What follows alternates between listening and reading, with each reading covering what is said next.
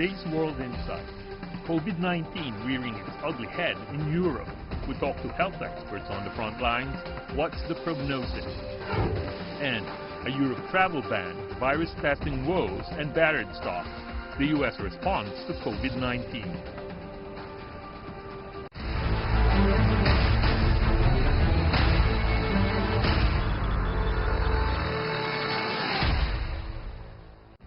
Here is our host, Xian Wei. Hello and welcome to The Frontline, a World Insight special episode on COVID-19. I'm Tian Wei. We begin with the COVID-19 spread worldwide. There are more than 118,000 cases in over 100 countries and regions. The hardest hit country in Europe, Italy's death toll topped 1,000. In today's virtual consultation room, we have a virologist, a vaccinologist, and a clinical researcher from China, Italy, and Germany, who are working on the very front lines. They will weigh in on the global situation and the ongoing control measures. Before that, this latest. Politicians and celebrities, high-profile figures who tested positive for COVID-19 show the coronavirus spares no one. A creeping pandemic prompted governments around the world to ramp up containment measures. In the past week, Italy announced shutting all businesses other than basic services. France closed all schools. Spain said it is sending billions of euros to regional hospitals. And Iran said it has asked the International Monetary Fund for a $5 billion loan to combat the epidemic. Some countries stepped up travel restrictions. Amid uncertainty, global shares were battered, the worst in decades. After calling COVID-19 a pandemic, the WHO says all countries should double down rather than ease efforts to contain infections.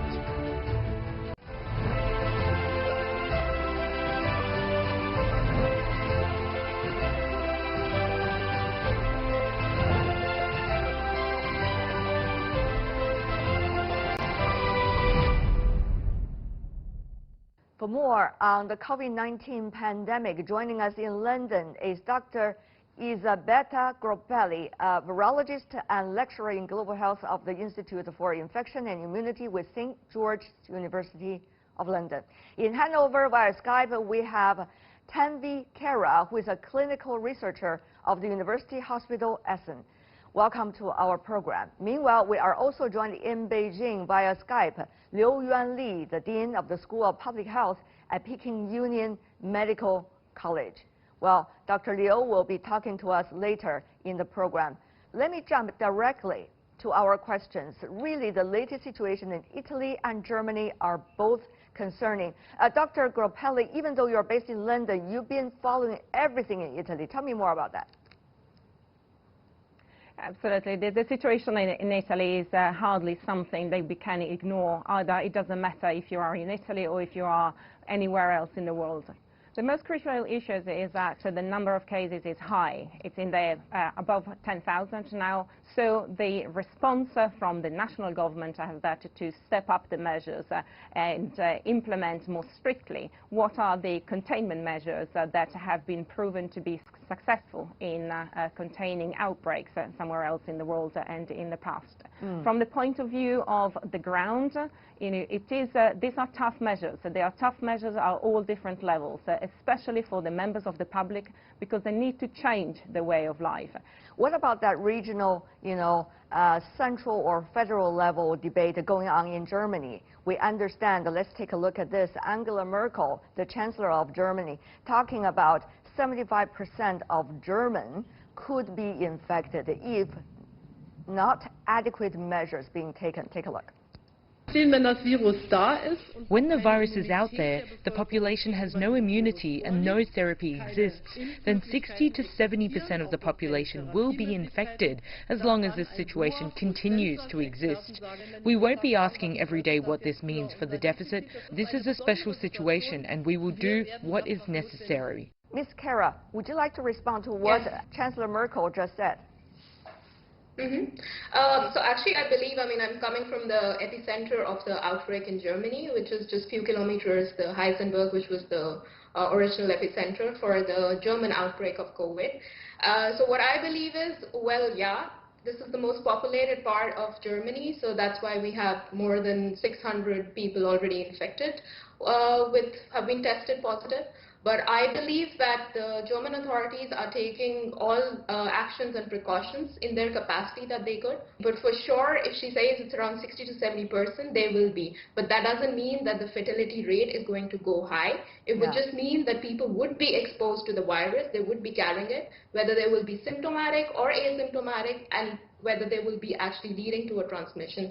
This is what is something that we have to follow up. Earlier, a post put on Facebook account by Dr. Daniele Mattini, who has been working in one of the northern cities. It's called Bergamo. He's been talking about the lack of complacency against the virus at this time. He said, after much thought about whether and what to write about what is happening to us, I felt that silence was not responsible. He also has been talking about how hospitals, all this rapid transformation, he said, brought an atmosphere of silence and surreal emptiness to the corridors of the hospital that we did not yet understand at that moment. But however, now he said that I still remember my night call a week ago when I was waiting for the result of a swab. When I think about it now, my anxiety over one possible case seems almost ridiculous and unjustified. You see how hospitals, doctors changed overnight as a result of this devastating disaster. Dr. Groppelli, I wonder whether you have heard similar things from your colleagues and friends. Unfortunately, I have. What has been described in Bergamo, it has not been an isolated situation, but has also been taken on board by the authorities to step up and absolutely increase at many levels the response. This has included, for example, the sourcing of hospital beds and intensive care somewhere else, and also the equipment that are required for that.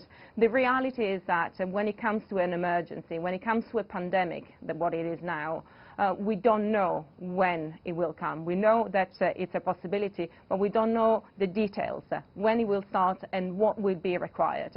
And there's always, the very first few weeks, especially, unfortunately, where a country, a situation, local authorities, medical doctors on the front line that need to react. And it can be challenging. The point is getting out of that situation very quickly, and this is what Italy's been doing.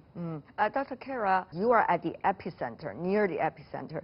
So you know how medical system is being swamped right now by the disaster. So what you see, how much can it be of a reference for the rest of Germany and also for many of those watching our program today? So I would just say that for sure there's could be a point that there could be like shortage of the healthcare workers at point, but we are taking all the measures that we can.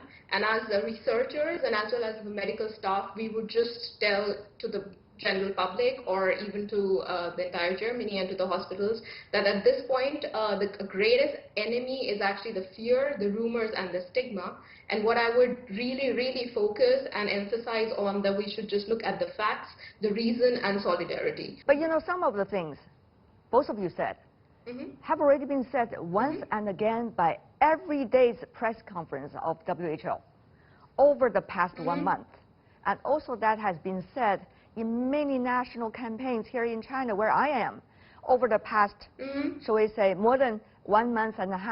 So why would it still, at the very beginning stage, for all countries almost, to walk everything from the very beginning again? Dr. Groppelli. There is something to be considered, that and as much as I am a virologist and I concentrate on viruses, viruses do not exist without people. And when it comes to an outbreak, the most difficult aspects are actually dealing with people. And I do not mean the patients. That's for the highly trained medical doctors to do and for the facilities. But it's convincing people, to getting people on board. And I think as a society, or as the authorities, we haven't gotten that as well as we could have. But I think the message now has to be heard loud and clear, and there is no space for thinking that this is not a serious problem. This is a pandemic, and we all need to understand that. Yes, indeed. Tammy Cara and Elisabetta Groppelli. Elisabetta, you want to stay with us? Meanwhile, we want to say thank you to you, Ms. Cara, from Germany.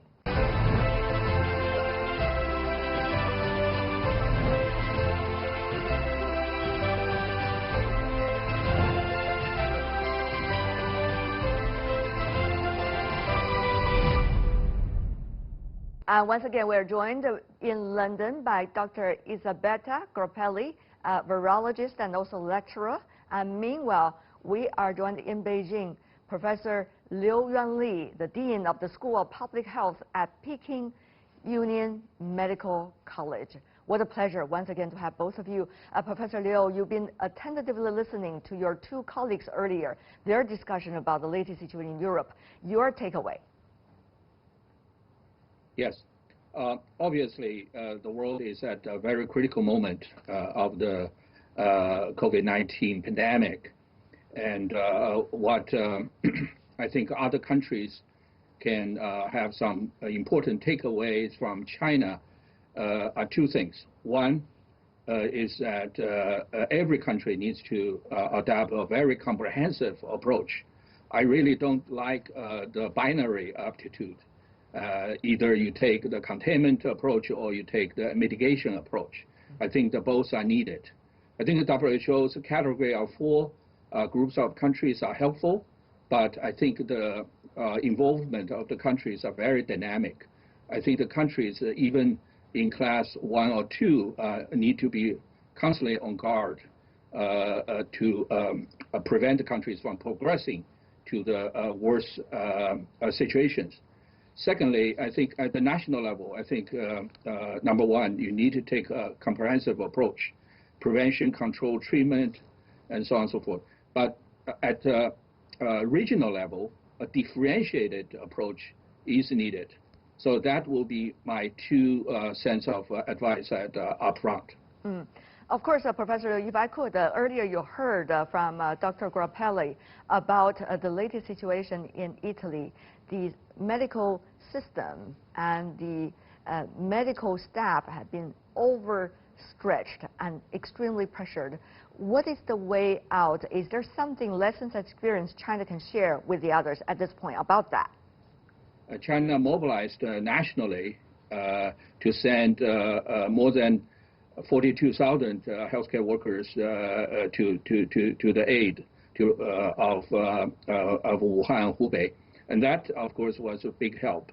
So I think the whole country, Italy, need to be mobilized, and the other areas has to come to rescue in the hardest hit areas to prevent the transmission. Dr. Groppelli, are those applicable in Italy, you think? Absolutely, absolutely. We've already started seeing evidence of how the aggressive measures have been taken on board in Italy and implemented. And I absolutely echo the need that is also being implemented in Italy about a comprehensive approach. It's not a matter of semantic containing and delaying. It's about doing something right now. But it's also comprehensive in terms of general. There is no sector of society and of a country that is not going to be affected by this. And therefore, the pandemic word is the best word, because it actually means for everybody. And the approaches and the aggressiveness of the approaches need to come from a comprehensive and general point of view. But on the other hand, I want to invite your opinion, both of you, is about the unfortunate choices people have to make. Now, when the hospitals are overwhelmed, when you have very limited number of doctors and nurses compared to the number of patients that have to be attended at various levels of symptoms. So how would you prioritize what lives to save? Unfortunately, I'm saying that, but that is the reality people have to deal with every day. So, Professor Liu, from China's case, yes.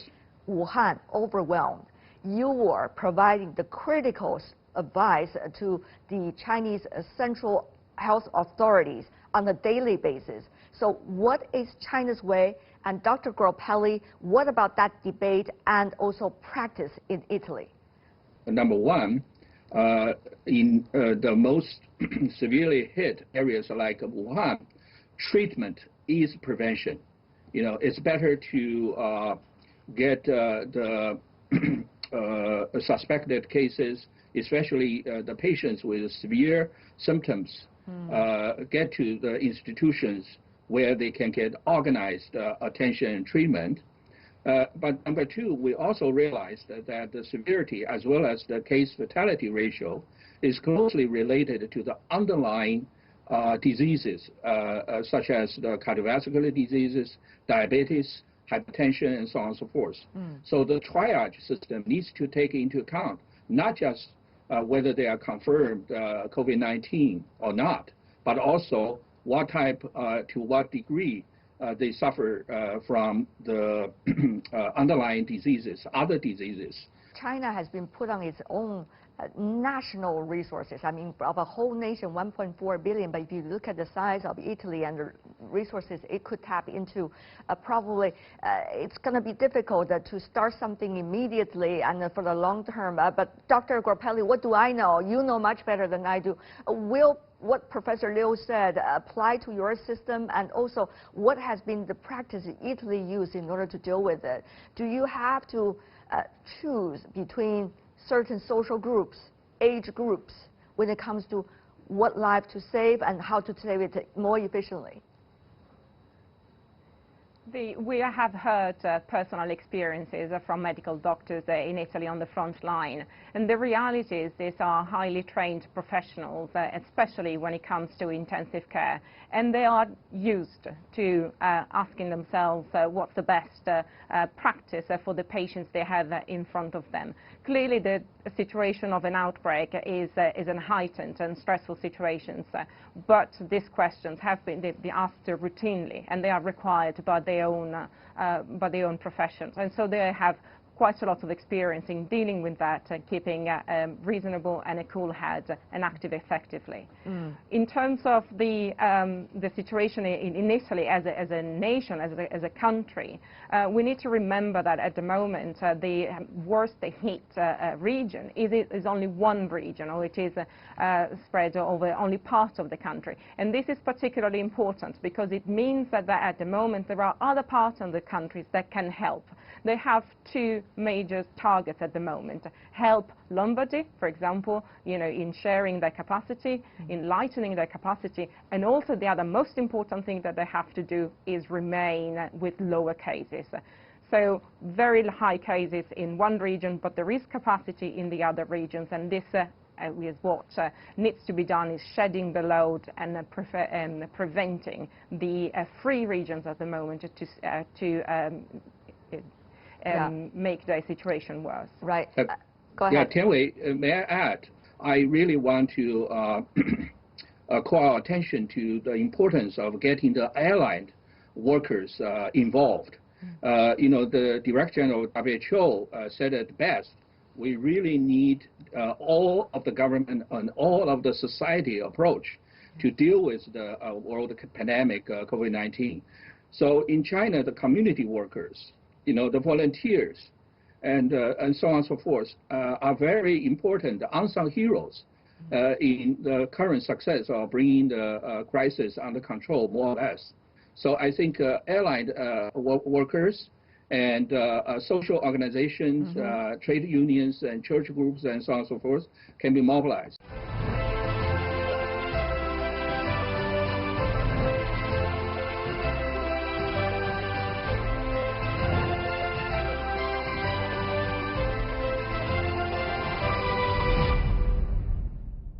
So let me give you, both of you, one chance to ask each other a question, the most urgent question you have in mind, whether it's about your country or about the general situation.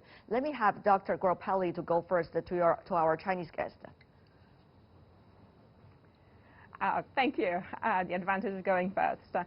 I would like to ask Professor your opinion on testing and how much testing has helped China to flatten the curve and curb the outbreak? Professor. Yes, I think it played a very critical role, especially at the containment stage, to basically block the chain of transmission from epicenter of Wuhan to other parts of China.